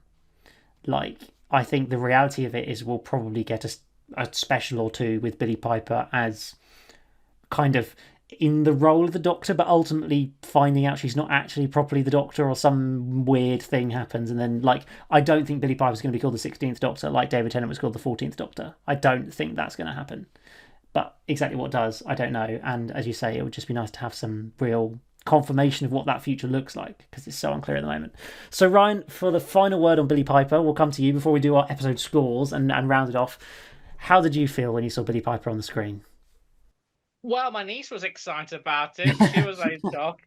And even I was to say so, but then was also very baffled and it kind of just feels, I mean, again, similar to how you guys felt. I mean, the fact that it kind of feeds into the whole thing about generating content, shock moments, wow moments, and reveals and all that, and baiting everyone. And if this is a sign of what we're going to keep getting in the future, it's not a sign of a show in a healthy place. Yeah. And I know even in the past, people tended to rag on Moffat, like he's obsessed with like classic nostalgia and all this and that. But honestly, I feel like that even if that was the case, at least he found a good way around it to tell a great story. But I feel like all those criticisms that unfairly laid at Moffat, I felt like that got magnetized with Chibnall and now with this. And I'm just like, is this all we want from Doctor Who now? And in a way, how I felt, I'm sure we'll get into this with the retrospective, but how I felt at the end of this is kind of how I felt with Chris Chibnall and to a certain extent Moffat during series 6 and 7, which is, I know RTD is better than this. Yeah. And it's a real shame. And look, I love Billie Piper. She's a fantastic actress. She was good as Rose, and she has proven herself in other things, whether it's Penny Dreadful, Secret Diary Call Girl, I Hate Susie, just fantastic. And speaking of how I feel like we need a new showrunner, I feel like the person who should, if Billie Piper is the Doctor, then the showrunner should be Lucy Preble, who did her who worked with her with Secret Diary of a Call Girl and I Hate Susie. I mean, they obviously, and I think they also did a theatre production together. And of course, they both, Billie and Lucy, have a very good working relationship. And so maybe have her be the showrunner for Billie if she is the Doctor. I mean, maybe a female showrunner is what a female Doctor needs. I mean that should have been like, that's maybe what Jodie needed, but I didn't think Chris Chibnall was just the wrong person to manage such a monumentous moment of having the first female Doctor. And in one sense, there is a part of me that can sort of get behind Billie as the Doctor because of the fact that she played the moment in Day of the Doctor, and she played it so differently from Rose. Yeah. And it does give me some optimism that she can be really good in the part. But again, you can tell this just feels so last minute. Like, I thought I heard this was done literally a month ago with a skeleton crew in front of a green screen. And you can tell watching it that her head is like composited onto Ncuti's body, and what it did. What, let's be honest, a pretty bad effect overall. Yeah. Let's be honest. And yeah, even though it says, I don't think even Russell knows who this Doctor is. Is it a special incarnation, a la the War Doctor and the Fugitive Doctor? Is he repeating another 14th Doctor situation, or is she the proper 16th Doctor? And honestly, and I know this is going to be a bit controversial, I don't want her to be a special incarnation. I don't want her to be a repeat of the 14th Doctor, because, again, you're just repeating ideas that were done much better. Because it's like, we've already had a special incarnation with the War Doctor, the Fugitive Doctor, that were brilliant, especially with the War Doctor. And you've already done the 14th Doctor. You don't need to do a repeat of this, because if they do this, again, people are just going to call you out on it, and it doesn't feel fresh anymore. So I'd rather they stick to their guns, make her the 16th Doctor. I mean, it would not be perfect, and it would feel like a bit of a desperate move, but at least give us something that doesn't feel all too brief, because at this point, I don't feel like investing time in a new Doctor if they're going to get replaced in like a few episodes or something like that, and that all doesn't appear for a chunk of a shortened season. I mean, the thing is, the show has relied on change, and that's how it's been able to survive through change. But I feel like recently, incarnations and full eras have become less important now, given what's been going on. What we've had with Ncuti Gatwa was not even really a full era. It was just a blink of an eye, and that's it. It's got me, I'm not going to lie, from Jodie Whittaker up until now, it's starting to feel a lot like how Doctor Who was in the 80s, where it's like, oh, it's another season with another Doctor. It doesn't feel, satisfactory. So, and because of that, I just want them, no more special Doctors, incarnations, because we've already done that. We don't want a repeat of the 14th Doctor, because that's been done very recently, I might add, because it's not even less than 2 years ago. A year and a half ago that we had David Tennant playing the Doctor again, Exactly. Just, even though it is a dumb idea, just make her the 16th Doctor and give us a full, proper era to kind of show that we just don't want these shortened runs anymore. Just give us something, feeling more substantial and meaningful again. Because I feel like what we've had with Ncuti Gatwa, because it's so short and hasn't been substantial and meaningful. As I said, it's just been just gone in a flash. Yeah. It's really sad, but I'd rather they just done that. Just make her the 16th Doctor, and just and also, as I said, if she is going to be the main Doctor from now on, bring in Lucy Preble to write some episode and make her a co-showrunner, because obviously they have a good working relationship in the past through the 3 productions they've done. So just have her be involved with Billie and have her to maybe temper out Russell's ideas, and you'll have a solid era on your hands. Yeah, exactly. I think the key thing is that this next step for the show, whatever that may be, needs to be different to what we've had. Obviously, apart from the last 20 minutes of this episode, these 2 seasons were shot all in one go before season 1 aired. So it was always going to be a case of both of these seasons would be basically just all the ideas Russell and the team had, and wouldn't be influenced by any feedback or perspective on the show as it aired or anything like that. That was never going to factor into it at all. And I think it's fair to say that the general reaction has been pretty mixed to these 2 seasons. There's been lots of good things, but there's been lots of bad things as well. And I think we all agree that the show needs to change in the future to improve, and the answer isn't making Billie Piper the Doctor for some specials, because we've just done that. And so I think it's going to be a while before we get a new season of Doctor Who. I feel like the next announcement is going to be there'll be some specials with Billie Piper or something, and that'll kind of be the next hook that comes, whether that's in a year's time, whether that's in 18 months' time or something. And then close to that point is when they'll start explaining things. We'll get a 16th Doctor cast, and hopefully it will all kind of build from there once the agreements are in place. We've obviously got The War Between the Land and the Sea to look forward to. We saw a trailer for that. Bill, did you manage to watch the trailer? Did you have any quick thoughts on how that's looking and any excitement for that? Yeah, so they showed it the cinema rights after the reality war done, you see. So I got to see that on the big screen as well, and that was it looks pretty good. I mean, the thing that I'm a bit worried about is, are they sea devils?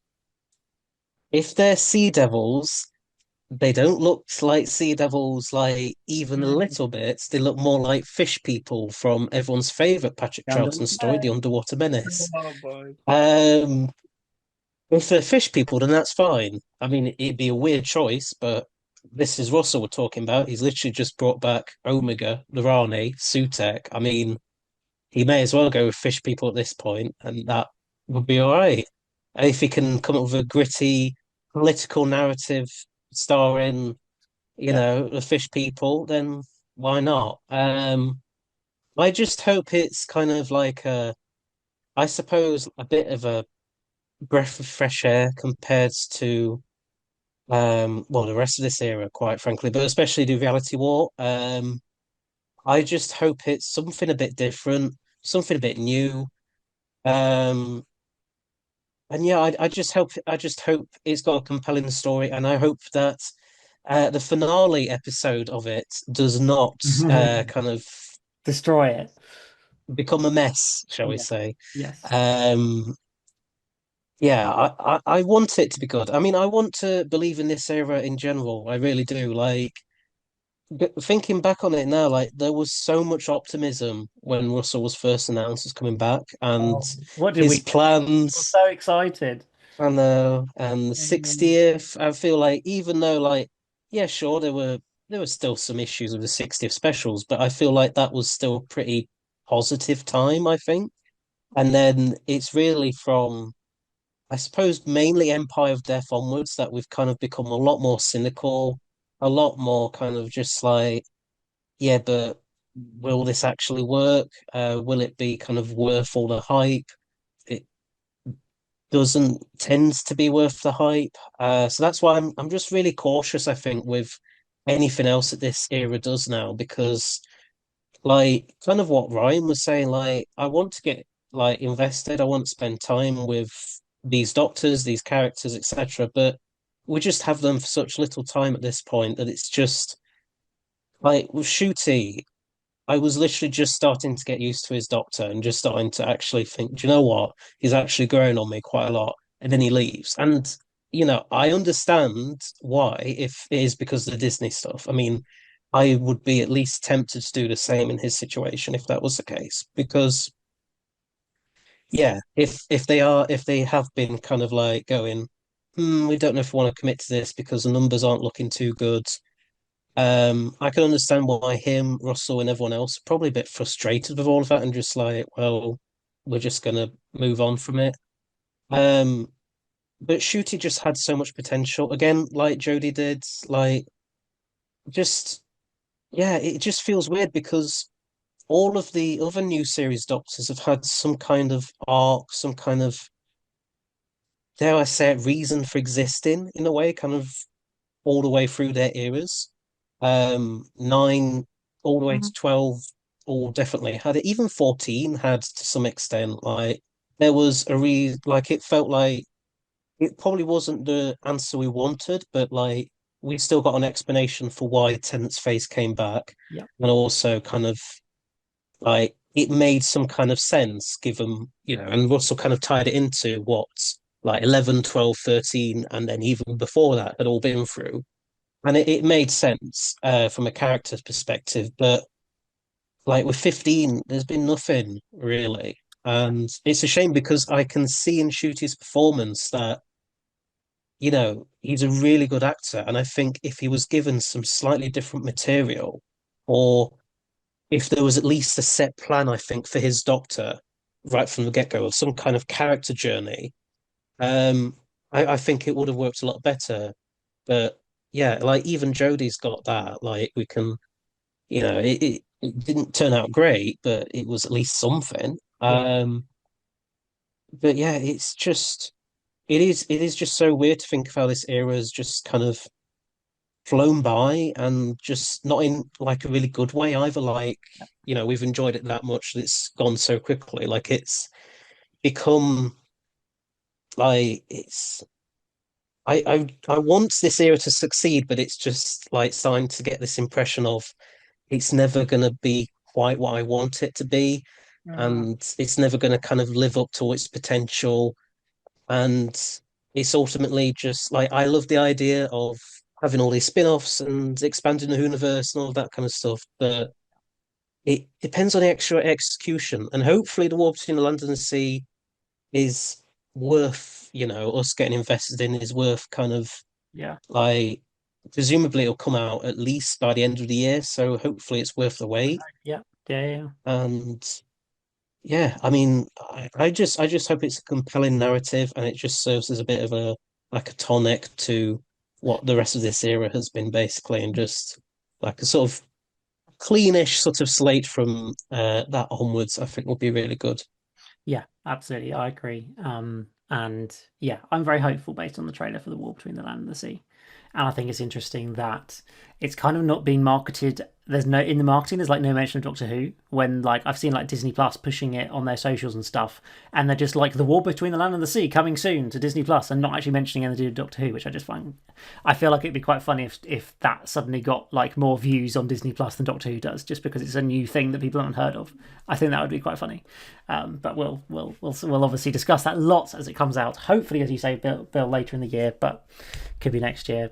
Goodness knows with the way things are at the moment. So finally, we'll just finish off with our episode scores. Charlie, I'll come to you first. Your rating out of 10. You can do it for both parts or just for this episode, whatever you would prefer. But your final rating and thought on the reality war. For it's the ninth best finale of New Who out of 15, and yet he gets which is a 4. testament Yeah. to how generally not very good they are. Yeah. It's a real shame. I mean, we've said it all. It's just a mess through and through. Yeah. Like the first half an hour is fine, which usually for a new story is pretty good because they're 45 minutes. But this is an hour and like 10. So no, the first 30 minutes being good doesn't really justify the fact that Omega, like the only purpose of the Rani is to bring Omega back, and the only purpose of Omega is to eat the Rani. That's all they do. Yeah. And then Omega gets defeated by the Doctor shooting a laser at him. We have this really weird stuff with Poppy that just kind of ruins Belinda. Ruby, I mean, another thing I didn't even mention, which it's just another gripe with the episode, really. Rose Noble shows up in this episode. For those of you who just saw it once, you might have missed it because you blinked, but the whole point is Conrad removed her because he's transphobic and all of that, and that's the point that Russell's making, and then proceeds to not show her in the episode. It's ridiculous. It's absolutely ridiculous. That's just another thing I forgot to mention, but yeah. And then Billie Piper showing up, he's screwed himself either way, really, because no matter what happens, it's a bad thing to do, and it just shouldn't have happened. Yeah. That's it.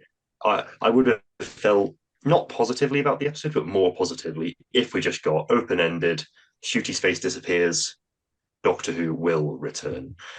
But for the meantime, I'm pretty excited for the war between the land and the sea.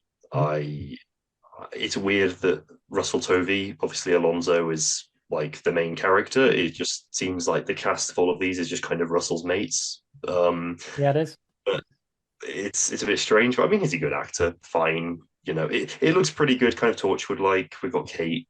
I think it'd be hilarious if this becomes more popular than Doctor Who, and we don't get Doctor Who season 3, but we just get War Between the Land and the Sea season 2, yes, and then 3 commissioned, and then in 50 years' time there'll be the day of the War Between the Land and the Sea or something, and we get all the past characters returning, and it just overtakes the original show, which anything can happen. But yeah, Reality War, 4 out of 10. It's somewhat better than Hellbent. They're pretty level though in terms of overall enjoyment for me. Fair enough. I'll give you that one. Ryan, your final score and thought? I'm gonna say bad. I did not enjoy this one, and it got worse for me. The more I thought about this, the worse it kind of got on to me. And even the few positives I did have, it just got overshadowed by the mountain of negatives I had towards it. I mean, you're right. Rani, no point at all. Same with Omega. I mean, just absolutely wasted. bolted on regeneration story at the very end. Most of it was just exposition. If you include the wish word, it's just mostly exposition. And honest, and yeah, at the end of it all, it didn't leave me in a very good place positively about the show. I wasn't overly angry, but I was very disappointed. And I'm not going to lie, the only character that kind of felt a bit had something of an arc, a tiny bit, but not much, was Conrad. I felt like was a bit more substantial than the Rani or Omega. And it's weird because he was meant to be the lesser villain out of all of them.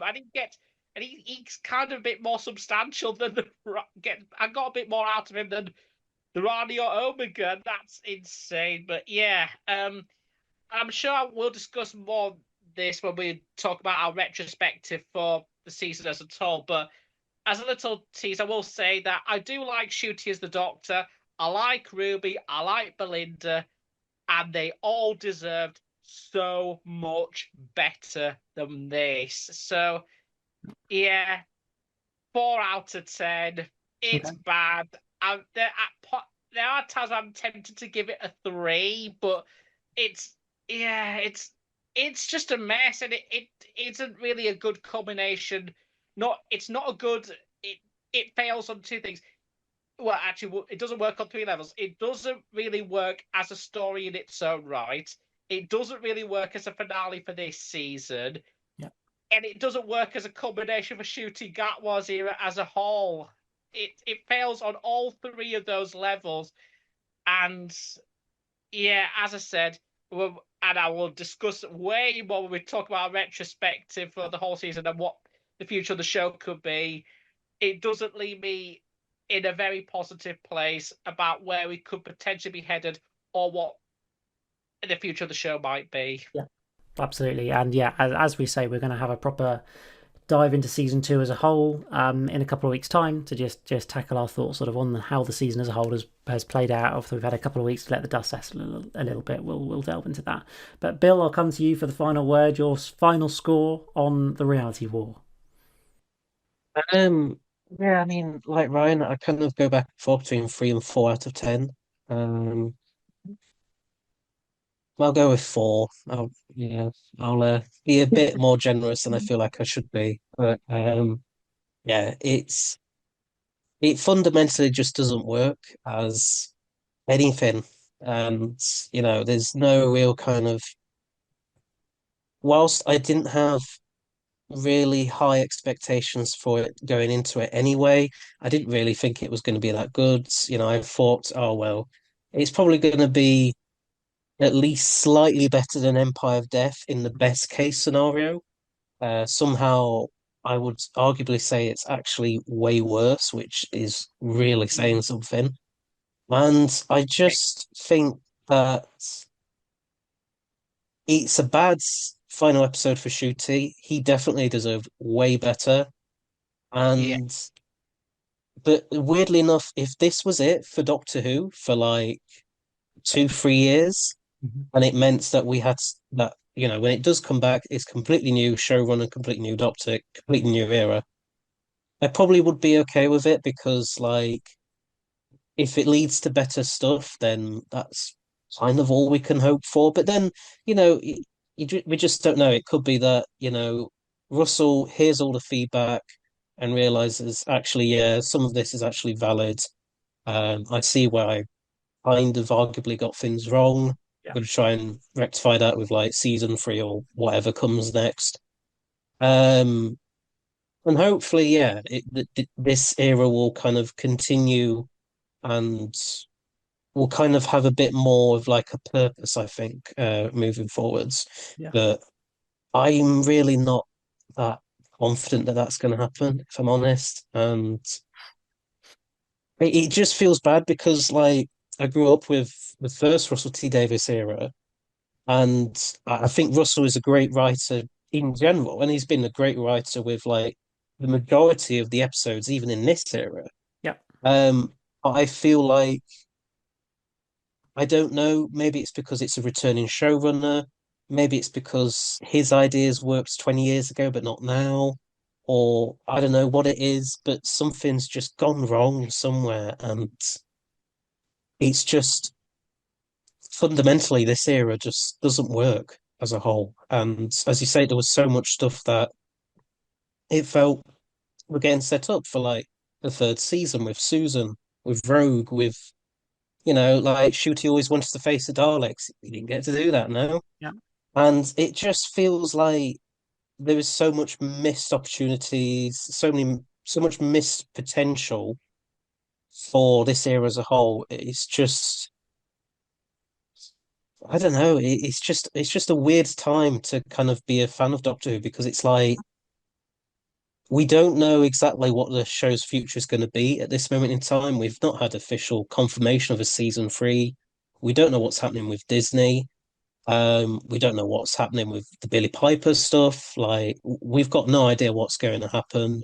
For all we know, it could literally be that she's just there for like a second, then we get the actual next Doctor, whatever. Mm-hmm.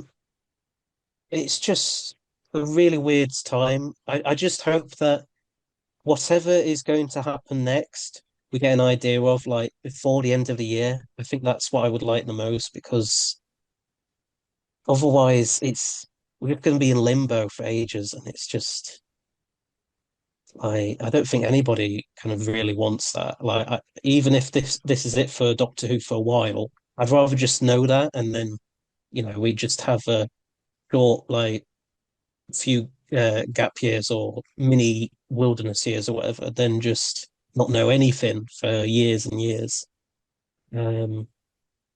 Yeah, the reality war is just a mess fundamentally, and is not the season finale that I think this season should have had. Yeah, exactly, and that's certainly something we'll touch on more in our next podcast. But yeah, it feels like this has let the season down rather, which is really disappointing. And as you say, Bill, there's just so much uncertainty for what the future of Doctor Who looks like. I don't think there's been this much uncertainty since New Who began. I think the only comparable point really is when Chibnall announced he was going to leave, and we didn't have an immediate successor because they didn't announce Russell for a couple of months. So there was a point where we had one more series to come, but no new showrunner or Doctor or anything. But then that was pretty quickly resolved. So whereas now it feels like it's not about not having a person to write it in place, it's about whether the BBC are willing to carry on doing it. So yeah, there's a lot of concern. But to finish off, I'm going to be slightly more generous and give a 5.5 to the reality war.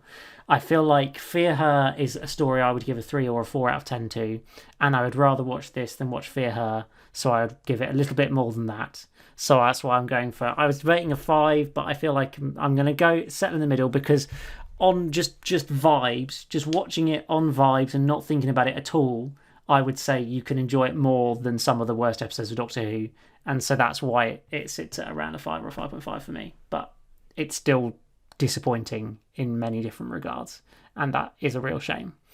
So that is, after this marathon podcast, just about all we've got time for. I'm sure everybody listening is ready to go and do something else with their lives now after this slightly negative discussion we've had. But we'll be back in a couple of weeks, 3 weeks, I'm not quite sure, but very soon, to discuss all of season 2, to look back at it as a whole. Maybe we'll include the Christmas special, I don't know, and just discuss what the season has held, how we think it all fitted together. Obviously, we've been quite negative about this story, but I think in general we've been a lot more positive about the season, so we'll discuss how the whole season has fitted together as a whole, the journey of the Doctor and Belinda, and maybe we'll touch on the future as well, and what some of our theories are as to where the next chapter of Doctor is going to go. But for now, for this episode of KerVAM, from me, from Ryan, from Charlie, and from Bill, it is goodbye.